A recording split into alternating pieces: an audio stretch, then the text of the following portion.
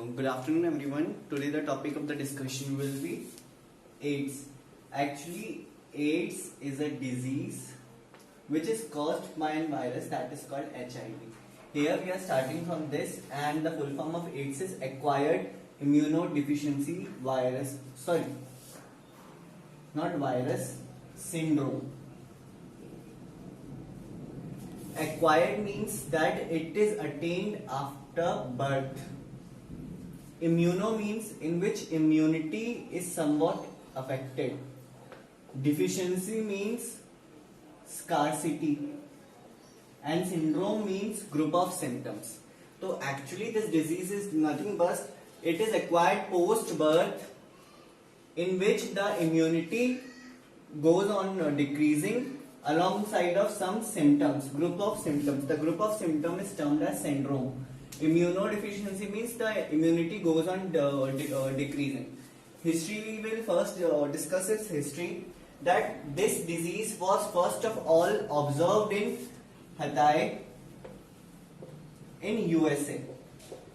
Hatay is a place in USA where this disease was first of all reported. It was first of all reported among a group of homosexual young ones who were actually drug addicts.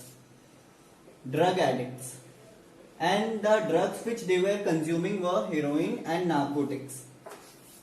Next, definition. Definition says that it is a chronic life-threatening disorder. Chronic means constant, means once it's started it will go on, and there is no cure to this disease. Life-threatening means the chances of losing the life are much, and disorder means that it is once ahead, it cannot be stopped further, which it damages the human body immune system, in which the immunity goes on decreasing. Definition says that is in chronic, that means constant, means once started it will keeps going on. Life threatening means the chances of losing the life are more. Disorder means once started it cannot be stopped. Generally in this disease, or we can say that disorder affect the human body immune system. Immune system is responsible for resistance against foreign pathogens or disease. But if a person is suffering from AIDS, he wouldn't be able to develop its immunity against that pathogen or foreign particle and to combat the disease. So the immunity of the body will goes on decreasing even after. It's a group of symptoms of disease. Causative agent, the agent which cause this is nature is virus. So it come under the viral category disease, and the virus is called HIV virus. That stands for human immunodeficiency virus. That means this virus will decrease the immunity in human beings. Affected cell, the most cells which are affected by this disorders are we can say that helper T lymphocytes. Helper T lymphocytes are responsible for giving resistance against disease. And the most common type of helper T lymphocyte which get affected are CD4 lymphocytes.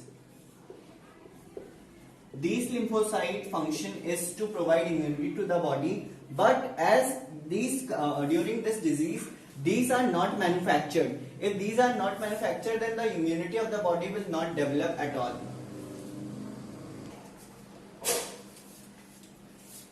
HIV is placed into the category of retroviruses. Retroviruses are those viruses which contain RNA as genetic material, in which the RNA is genetic material, and the transmission of this RNA takes place from one generation to another generation across the human host.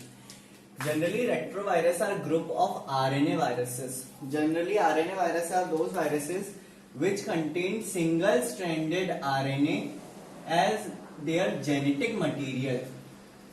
Now, how the survival of HIV virus, that is human immunodeficiency virus, is possible? These viruses can only survive through blood, semen, and vaginal secretion. These are the most possible ways in which this virus can survive. Without the presence of these we can say this vectors, this virus transmission is not possible. Transmission and survival is not possible.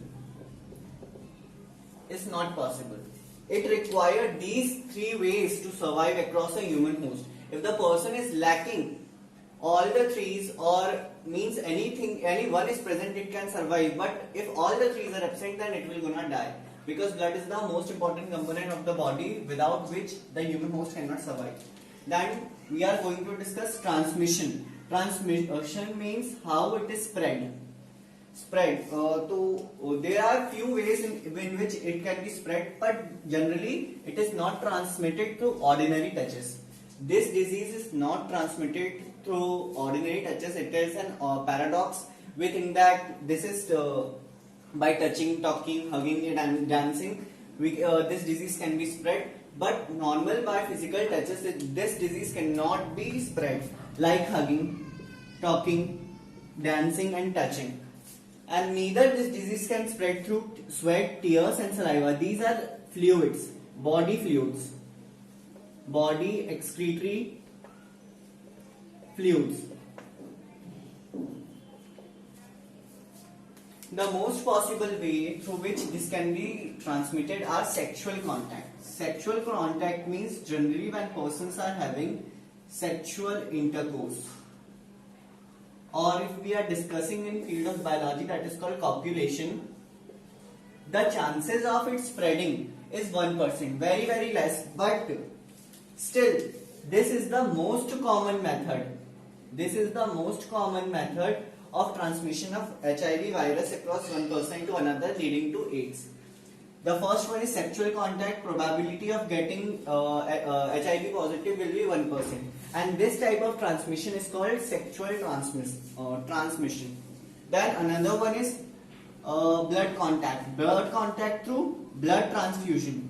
When an HIV positive, or we can say that AIDS positive person donates its blood, and that blood gets transfused into the body of person lacking the blood, then the chances of getting positive, the person who will get the blood will be 100%. There is no doubt that that person wouldn't be get negative.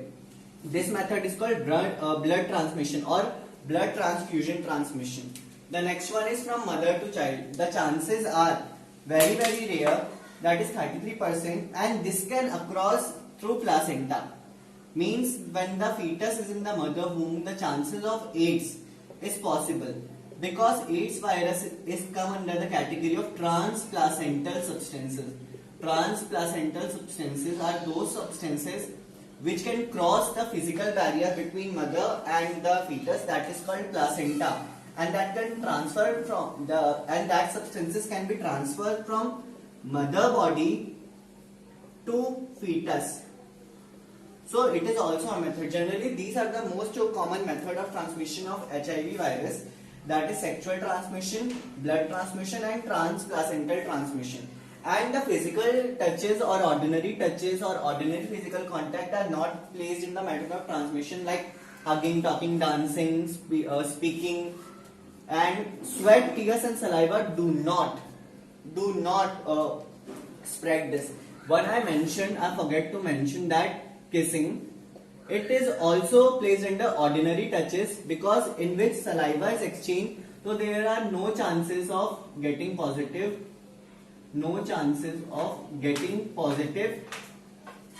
by undergoing kiss. Now we are discussing about how AIDS virus get incorporated into human genome and how it's function. Generally we are discussing its life cycle in indirect terms.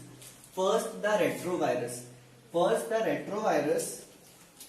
In fact, this is the cycle. The box I am ticking is animal cell, and the boundary I have made is plasma membrane. The inner compartment area within this box is regarded as cytoplasm. Now we start with the cycle. Retrovirus, that is HIV, first get incorporated within the cell, but these are two parts. This is protein coat or capsule, and this one is its RNA. RNA as genetic material in this virus. First of this attack it will attack an animal cell.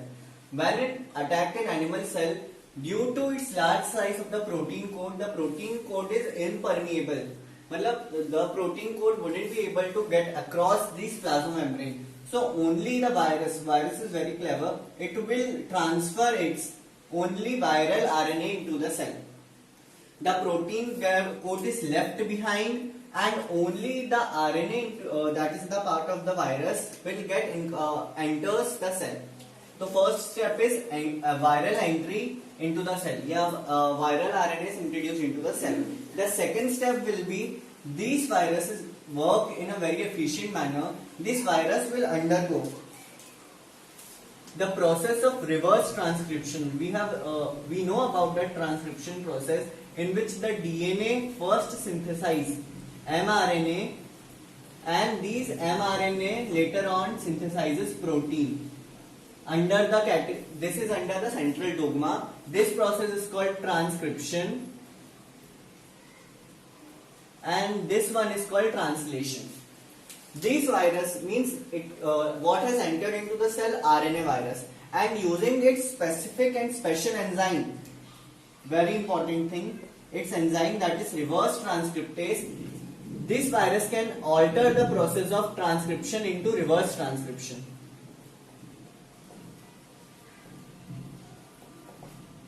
Reverse transcription means generally DNA forms mRNA, but this enzyme reverse transcriptase enzyme undo the process.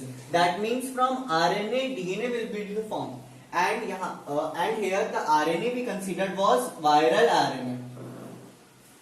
Viral RNA. This viral RNA will form viral DNA. This viral DNA that it has formed will further on. This is viral. This is our viral DNA that is formed from viral RNA by the phenomena of reverse transcription under the effect of reverse transcriptase enzyme that is part of an HIV virus. Now the viral DNA that is formed from viral RNA will enter the nucleus of the host cell, means animal cell.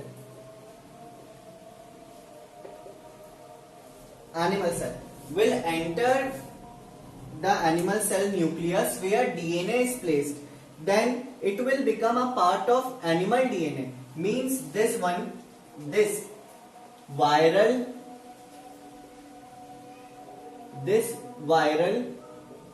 DNA will become part of host DNA. Host means animal DNA. And we know further how protein machinery, or we can say that genetic machinery works in this fashion: DNA, protein, DNA, mRNA and protein. Now what has happened? This viral DNA get incorporated with host DNA, and when it gets incorporated with host DNA, it undertakes DNA machinery. The function of DNA machinery is to make proteins under this phenomena, DNA, mRNA, protein under the central dogma. But now this viral DNA, this is host DNA plus what is incorporated with it, that is viral DNA. Viral DNA will form mRNA, and that mRNA will form protein, and the protein is what actually this protein will be, that is viral protein coat. Viral protein coat plus RNA, and this RNA will be of virus. Means here the viral DNA has taken over the host DNA machinery to function, and now it will work as its own machinery, in which the protein that will be synthesized would not be the protein for the immunity, but the protein for further carrying its generation. And the protein will form protein viral coat. This cell will undergo transcription and translation, so it will form new RNA. This RNA will get incorporated with the protein coat that is formed by DNA machinery, and new cells are formed. Means these incorporated cells will form new cells, and these are, we can say that these are newly formed viruses, and these viruses after taking over this cell machinery will corrupt the cell plasma membrane and will get released by bursting it, and these viruses, these newly formed viruses will further go on and repeat the cycle. Means this will go on, enter into the another cell, taking its machinery, forming new cells, then this cycle will go on.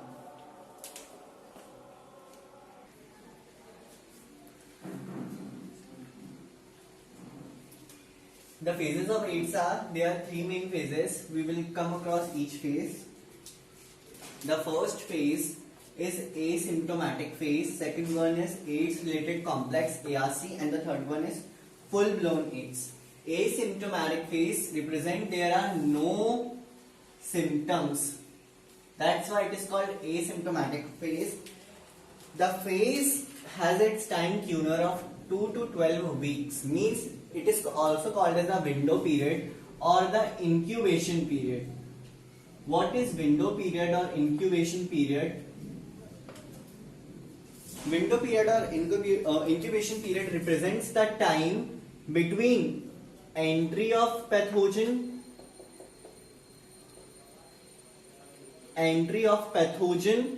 till its activeness.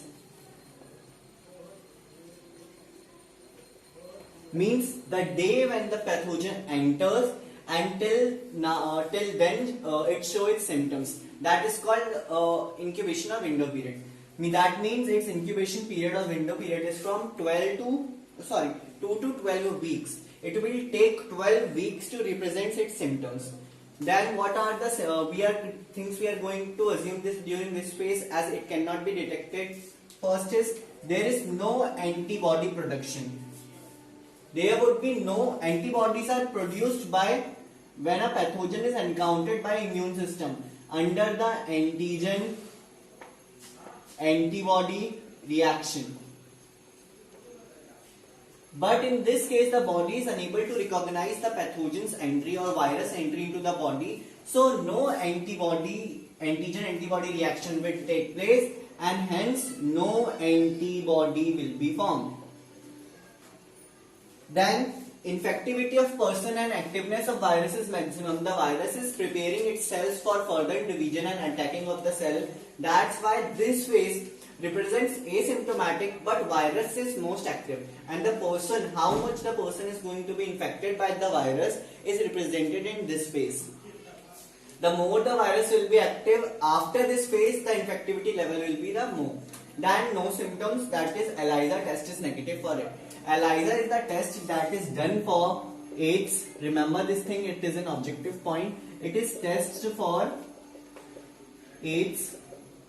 If a person gets this test positive, that means AIDS has been, we can say that diagnosed in that person. But if it gets negative, then that person is not suffering from AIDS. First phase is all about its activeness, its sleeping period, in which it does not show any symptoms. Then second phase is AIDS related complex ARC. Post after these 12 weeks, means 2 to 12 weeks after incubation period or window period, the virus will start showing its symptoms and it starts attacking the body. Starts attacking body by taking DNA machinery of host.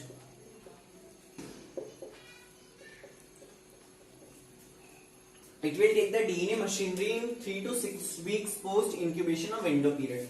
The symptoms that are seen during this phase is diarrhea, loose motion, weight loss. Weight loss is done 10% less. Means if you have the weight of 90 kgs, in these 3 to 6 days 9 kgs will be lost.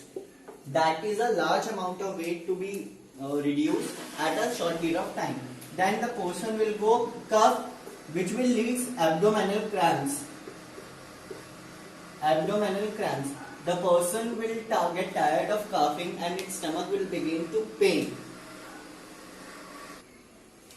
Then the last symptom of this is it will get undergo fever. fever due to the activeness of the virus and the body to prevent its attack. Then the last phase of this is called full-blown AIDS, like full-blown attacks in wars, means that is the triumph card. During this third phase, after these 6 weeks, when that complete DNA machinery has been taken down by the viruses, the full-blown AIDS phase will begin with fully immune system deficient. Means there will be no immunity, there will be no production of T lymphocytes, or we can say that CD4 lymphocyte that we first discussed. And how it is represented? It is represented by decrease in 200 into 10 raised to the power 6 per liter. If the count of CD4 or T lymphocyte when reduced than 200 into 10 raised to the power 6 liter blood, then it is said to be that immunity has been completely lost of that person. And in these phases, in these two phases, if the ELISA test is done, that is test for AIDS, the test will get positive.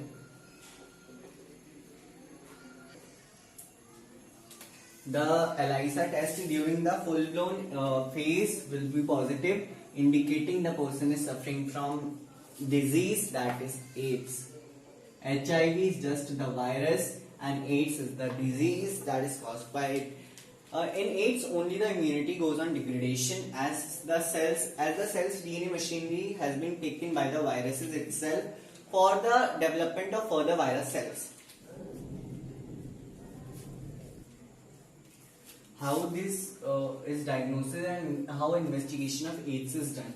The screening test means the confirmatory test which confirms the presence of HIV virus in the patient leading to disease known as AIDS is called ELISA. Confirmatory test or the screening test is ELISA. ELISA is a short abbreviation of enzyme linked immunosorbent assay. Enzyme linked means this process is done under the presence of some enzymes. Immunosorbent means in which the immunity is checked using a liquid. Sorbent means a liquid. And the last terminology that is here, assay represents test. How this, I mean to say how this test works. This test is a technique which can detect an event, means this is generally a quantitative technique. Quantitative and qualitative both.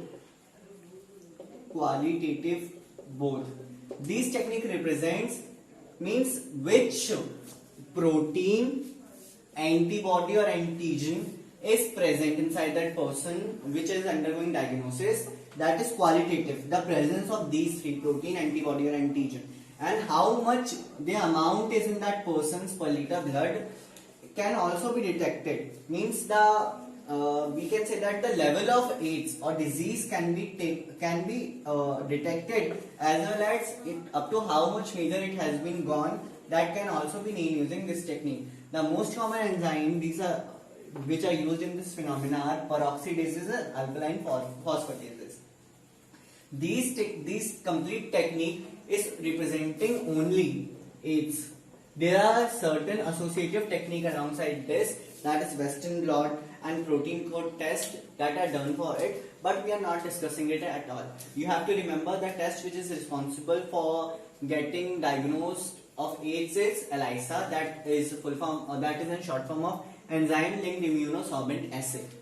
Okay, this is a qualitative and quantitative technique of detection of protein. We are saying protein, that means protein coat. Then antibodies, how much antibody body has formed against the virus, and antigen, how much means up to how much limits has been virus taken the DNA machinery, that is antigen. And the enzyme which are used are peroxidases and alkaline phosphatases. How the treatment of AIDS is done, means it is completely incurable disease. It is incurable, but we can further increase the lifetime. Using these techniques, we can further increase the life span of the patient. Means we can somehow develop somewhat of immunity in that patient to resist the further diseases. The technique which is used is called HART, and it stands for highly active antiretroviral therapy. Generally, in this technique, those drugs are given which are antiviral agents and combination of 3 or more. Generally, 3 drugs are used. That's why it is also called as triple therapy. Triple therapy, because at once a combination of 3 antiviral drugs are given. What the function they perform? These antiviral agents, they reduce the number of HIV particle in bloodstream. They will decrease the, means we can say that the HIV count in blood, this will be decreases by the using of this antiviral agents, but they will also lead to the increment in the number of T lymphocytes, or we can say that CD4 lymphocytes. They will increase. These cells are, these were responsible for breaking down the immunity, but as their count decreases, these will take on and starts increasing the immunity of the person up to certain period until this therapy continually go on. That's why mainly this requires antiretroviral agents, that is, it is called HAR. The drugs which are used in this are called AZT, that is azithromycin, or commercial name is Zidolline, DDI, that is called dideoxyinosine, and that is Forscarnet. These, the function of these drugs is to inhibit enzyme of HIV synthesis. Means this will be, these drugs will be eradicating the enzymes in the HIV, and we discussed further with that which enzyme is responsible.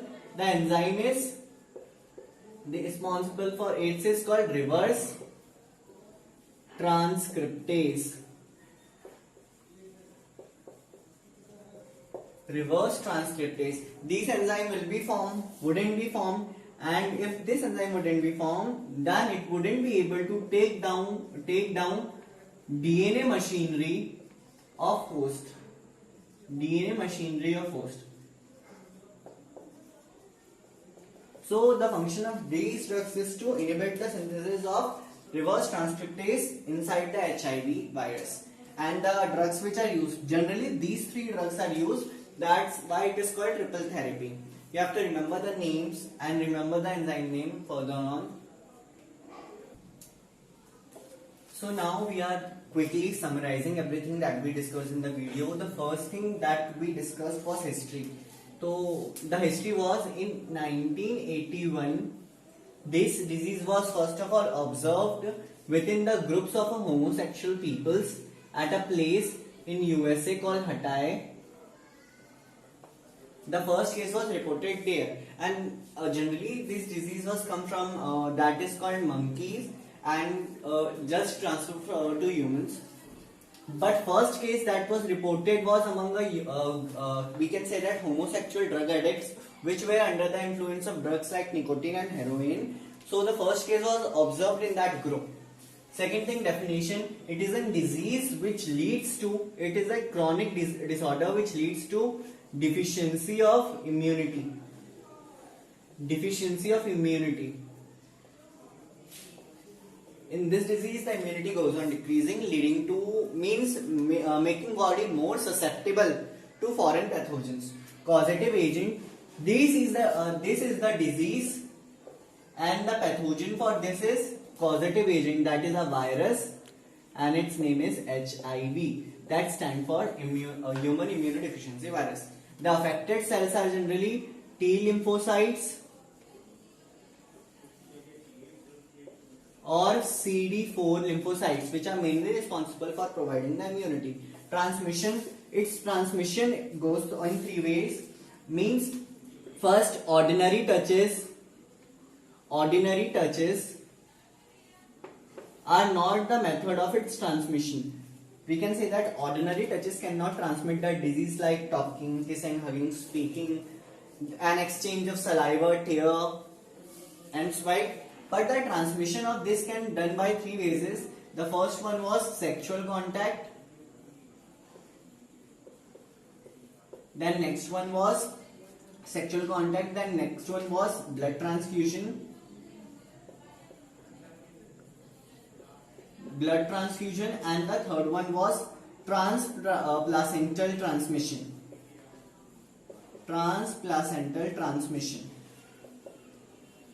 Among these three, the most common method through which AIDS is spread among the human community is sexual contamination, that is sexual contact or copulation.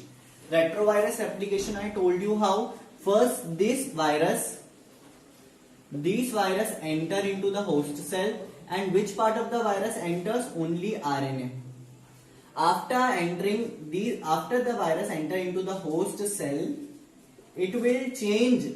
RNA will change into viral RNA will change into viral DNA, and these viral DNA will get incorporated with human, or we can say that host DNA, then taking its DNA machinery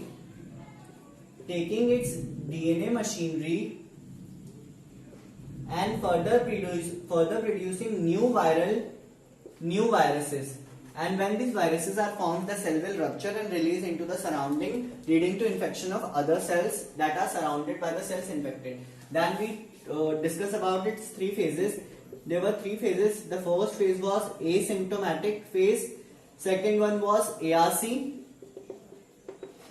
that is AIDS related complex, and the third one was full blown AIDS.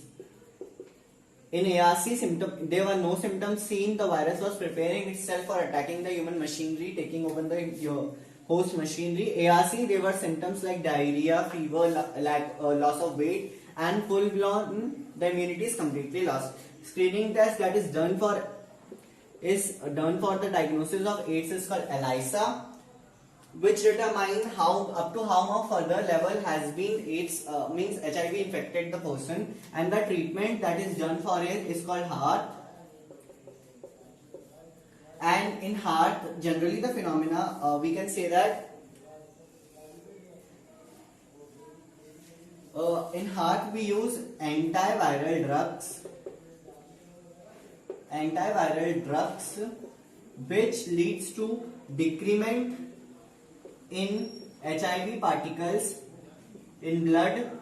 They will cause decrement in HIV particles and leading to increasing T or CD4 lymphocytes developing immunity. This will break down the number of HIV particles in the bloodstream, and these drugs and will increase the lymphocytes. They will develop during this phenomena. We can say that artificial immunity is developed. And up to how much time the patient would be survived will depend upon the strength of the person and how much this therapy is working over them. So finally I am concluding this video. So thanks for watching.